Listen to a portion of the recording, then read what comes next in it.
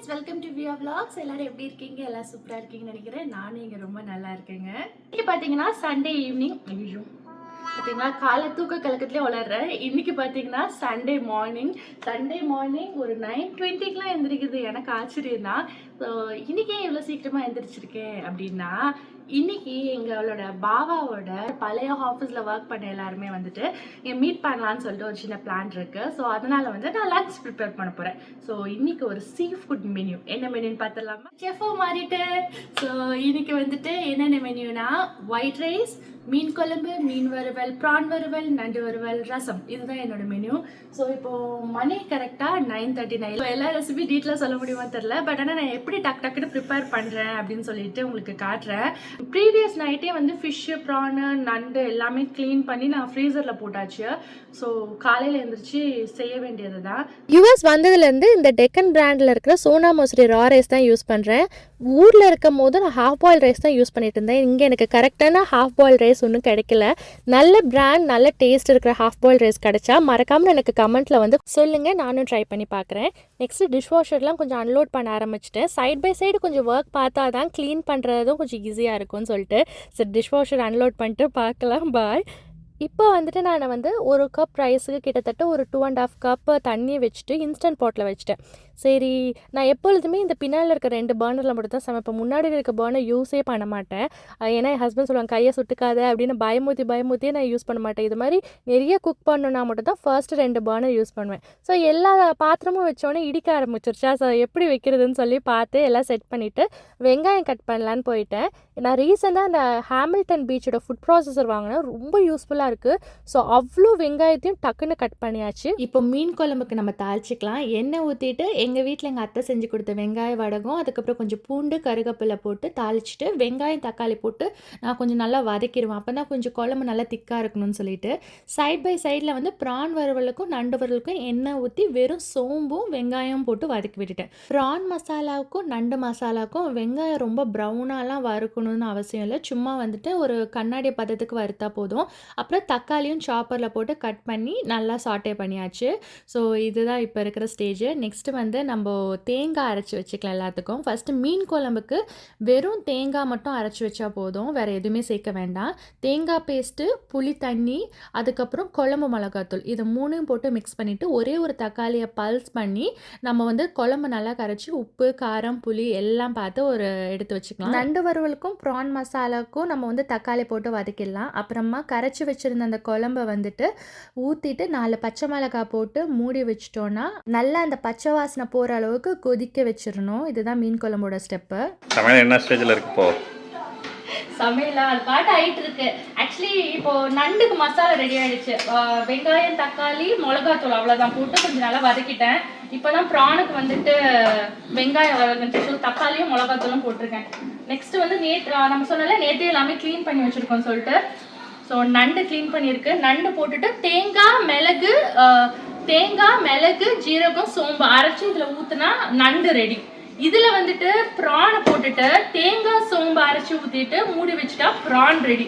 மீன் குழம்பு பார்த்தீங்கன்னா செம்ம எம்மியாக கொதிச்சிட்டு இருக்கு.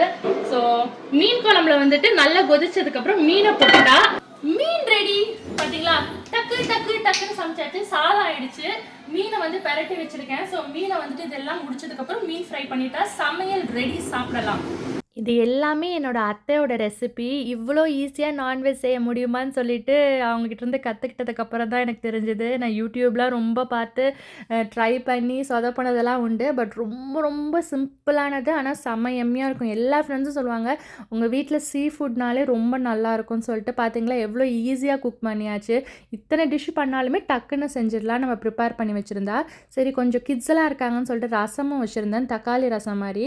ரசம், ப்ரான் வறுவல், நண்டு வறுவல், மீன் குழம்பு எல்லாம் பண்ணியாச்சு. சமையல் ஆல்மோஸ்ட் நான் எல்லாமே அடுப்பில் ஏற்றி ஒரு என்ன சொல்கிறது ஒரு 11 o'clock வந்து ஏற்றியாச்சு. 11:30க்கு எல்லாம் முடிஞ்சிச்சா. சரி கொஞ்ச நேரம் ரெஸ்ட் எடுத்துகிட்டு ஒரு 12 மணிக்கு மீன் வறுக்க ஆரம்பித்தேன். மீன் எல்லாம் வறுத்தாச்சு. ஸோ 2 கல் போட்டு மீன் வறுத்து முடிச்சாச்சு. இருக்க வருஷம் வறுத்த மீன் தான் இந்த ட்ரேயில் வச்சாச்சு. அவ்வளோதான், மீன் வறுவல் ரெடி. நெக்ஸ்ட்டு வந்துட்டு ஒரு செட்டு சாதம் திருப்பி வச்சிருக்கேன். இங்கே வாங்க குழம்பு பார்க்கலாம். குழம்பு பார்க்குறதுக்கே நல்ல கலர்ஃபுல்லாக எம்மியாக இருக்குது. ஆக்சுவலி இது ஒரு ட்ரிக், எங்கள் வீட்டு ட்ரிக் என்னன்னா கருவேப்பிலையை வந்து அப்படியே ஸ்டெம்மோட போடணும். அதுக்கப்புறம் இந்த ரசம் இருக்கிறது, இங்கே வாங்க, ரசம், ப்ரான் வறுவல், அதுக்கப்புறம் அப்படியே அந்த சைடு வச்சு வாங்க வாங்க. ஸோ ஒரு 4 கப் சாதம் வச்சு இங்கே சாதம் வச்சுட்டேன். இன்னொரு இதே மாதிரி இன்னும் 2 என்கிட்ட இன்ஸ்டா பாட் ஒன்று இருந்தாலும் 2 இது பேன் இருக்குது. ஸோ அதனால் இதை அப்படியே எடுத்து வச்சுட்டு திருப்பி வந்துட்டு ஒரு 4 கப்பில் சாதம் வச்சுட்டேன். அப்புறம் திஸ் இஸ் நண்டு மசாலா. எல்லாம் முடிஞ்சிச்சு. ஸோ இப்போ ரெஸ்ட் எடுக்க வேண்டியதான். ஃப்ரெண்ட்ஸ்லாம் வந்தோடனே பேசிட்டு சாப்பிட்டுட்டு என்ஜாய் பண்ண வேண்டியதா. ஸோ இந்த வீடியோ உங்களுக்கு பிடிச்சிருந்தா மறக்காம நம்ம சேனலுக்கு லைக் பண்ணிடுங்க. அப்படி இந்த வீடியோ இருக்கா ஷேர் பண்ணுங்க, சப்ஸ்கிரைப். அவ்வளோதான், எல்லாமே சமைச்சு எல்லாமே இப்படி எடுத்து வச்சாச்சு. நான் யுஎஸ் வந்ததுலேருந்து ஒரு விஷயம் வந்துட்டு பிடிச்சதுன்னா சமைச்சா மட்டும் போதும். எடுத்து அழகாக அரேஞ்ச் பண்ணி பிளேட்ஸ்லாம் வச்சிட்டோன்னா எல்லாருமே அவங்களே செல்ஃப் சர்வ் பண்ணிப்பாங்க. பரிமாறுறது நல்ல விஷயம் தான், ஆனால் சமைக்கிறதே நம்ம டயர்டாயிருவோம். அப்புறம் ஒருத்தவங்களுக்கும் பரிமாறி அதுக்கப்புறம் நம்ம சாப்பிட உட்காரும் போதும் சாப்பிட்ற இன்ட்ரெஸ்ட்டே இருக்காது. இதில் வீட்டில் இருக்க எல்லா லேடிஸும் வந்துட்டு ஃபீல் பண்ணியிருப்போம். கடைசியாக உட்காந்து சாப்பிடும் போதும் அந்த சாப்பாடு மேலே இன்ட்ரெஸ்ட்டே இருந்திருக்காது. சூடாக சாப்பிட்டா நல்லாயிருக்கும் அப்படின்னு சொல்லிட்டு நிறைய நாள் யோசிச்சிருக்கேன். ஸோ இங்கே வந்து எல்லாம் எடுத்து வச்சுட்டு எல்லாருமே சேர்ந்து சாப்பிடும் போதும் நல்லாயிருக்கும். கிட்ஸுக்கு மட்டும் கொஞ்சம் எடுத்து வச்சுட்டு மற்றவங்களாம் அவங்களுக்கு என்ன பிடிச்சிருக்கோ அவங்க வந்து எடுத்துப்பாங்க. நம்மளும் வந்துட்டு இவங்க நல்லா சாப்பிட்டாங்களா, கரெக்டாக வச்சோமா அப்படின்னு யோசிச்சுட்டு இருக்க வேண்டாம். யார் யாருக்கு என்னென்ன பிடிக்குதோ அது எல்லாமே வந்துட்டு எடுத்து வச்சுக்கிட்டு நாங்கள் எல்லோரும் ஒன்றா தான் உட்காந்து சேர்ந்து சாப்பிட்டோம். சில டைமில் கிட்ஸுக்கு ஊட்டி விட வேண்டியது இருக்கும். ஆனால் இது மாதிரி சேர்ந்து சாப்பிடும் போது கிட்ஸே தானாக சாப்பிட கற்றுக்குவாங்க. என் பொண்ணெல்லாம் வந்து ஃப்ரெண்ட்ஸ் இருந்தால் போதும், பக்கத்தில் உட்காந்து அவளே சாப்பிட்ருவா. கொஞ்சம் முன்னாடி பின்னாடி சாப்பிடுவா, அதாவது கொஞ்சம் கம்மியாக சாப்பிடுவா. சில டைமில் பார்த்திங்கன்னா ஃபுல்லாக ஃபினிஷ் பண்ணிடுவா. பட் இட்ஸ் ஓகே, நல்லா சாப்பிட்டாச்சு. நெக்ஸ்ட்டு கிட்ஸ்லாம் விளையாண்டுட்டு இருந்தாங்க. ஏதோ வந்து லெகோ செட் வச்சு கட்டிகிட்டு இருந்தாங்க. இந்த லெகோ பில்ட் பண்ணுறதுல வந்து big kids versus small kids competition வேறு. என்ன கதை சொல்கிறாங்க நீங்களே கேளுங்க.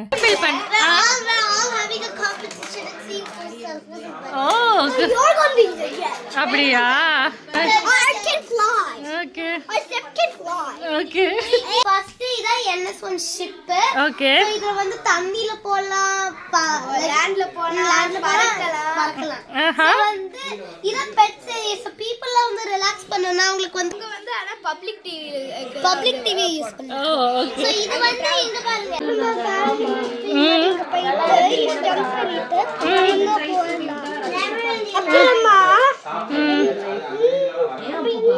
லெகோவோட வந்து பஞ்சாயத்தெல்லாம் முடிஞ்சு யார் நல்லா பண்ணியிருக்கான்னு கேட்டேன். 2 பேருமே ஈக்குவலாக பண்ணியிருக்கேன்னு சொல்லிட்டு அப்புறம் எனக்கு கைனடிக் ஸ்டாண்ட் வச்சு விளையாண்டுட்டு இருந்தாங்க. ஈவினிங் காஃபி டைமே வந்துடுச்சு. காஃபி குடிச்சிட்டு இது வீடியோ எடுத்தது பார்த்தீங்கன்னா டிசம்பர் ஹாலிடேஸில், ஆனால் வீடியோ போஸ்ட் பண்ணுறது ஜான்வரியில் தான் பண்ணுறேன். நிறைய வீடியோ பேக்லாக் இருக்குது, எடிட் பண்ணுறதுக்கு சுத்தமாக டைம் கிடையாது, சாரி அதுக்கு.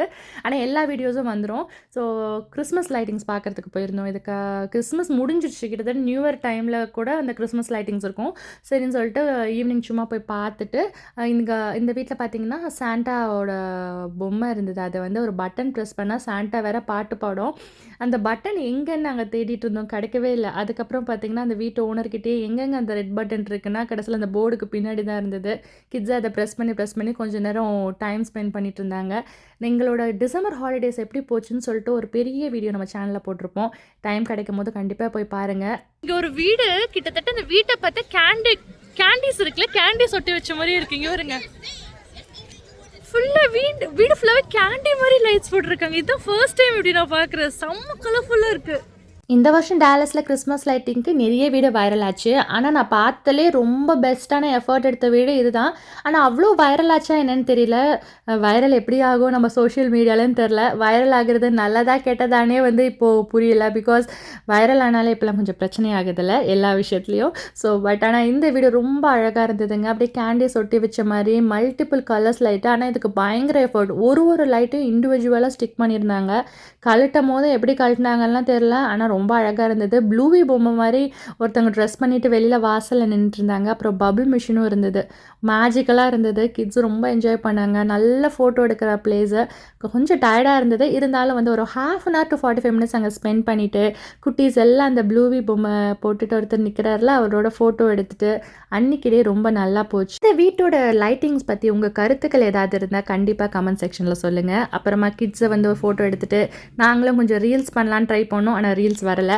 சரின்னு சொல்லிட்டு சும்மா ஒரு வாக் போயிட்டு வீட்டுக்கு வந்தாச்சு.